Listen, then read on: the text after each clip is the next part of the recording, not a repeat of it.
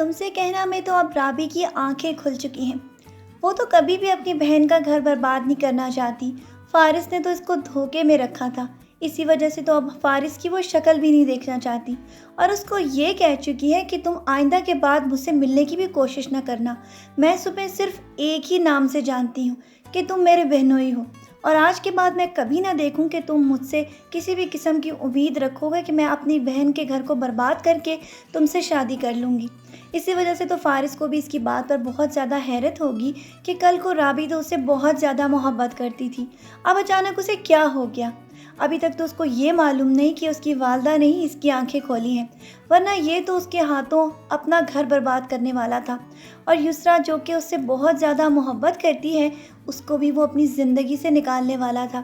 یسریٰ کو بھی اس بات کے اوپر بہت زیادہ حیرت ہونے والی ہے کہ اچانک فارس کا رویہ اس کے ساتھ کیوں بدل گیا ہے۔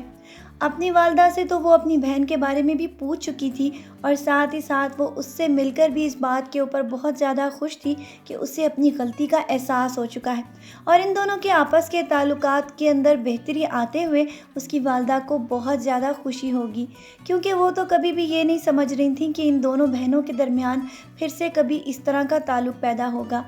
جو کچھ بھی رابی نے یسریٰ کی زندگی برباد کرنے کے لیے کیا تھا، اب وہی اس کی زندگی سدھار رہی ہے، اور ساتھ ہی ساتھ فارس کو بھی اس نے اس بات کا احساس دلا دیا ہے کہ وہ کبھی بھی اس کی نہیں ہو سکتی۔ اسی لیے فارس نیکسٹ ایپیسوڈز میں یہ کوشش کرے گا کہ کسی طرح یسریٰ کے ساتھ پھر سے اپنا وہ بانڈ بنا سکے، جس کو بنانے کے لیے یسریٰ اس کے ساتھ کوشش کر رہی تھی۔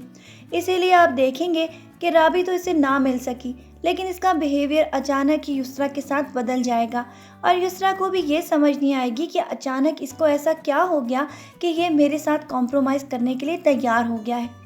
رابی تو اس کی والدہ کے سمجھانے کے اوپر ہی یہ سب کچھ کر رہی ہے، لیکن ویسے دل سے تو وہ یاسر سے ہی محبت کرتی ہے، اور وہ یہ اپنے دل میں خیال رکھتی تھی کہ شاید زندگی میں اس کو یاسر سے کبھی ملاقات ہو تو وہ اس سے یہ ضرور پوچھے گی کہ اس نے اس کے ساتھ ایسا کیوں کیا۔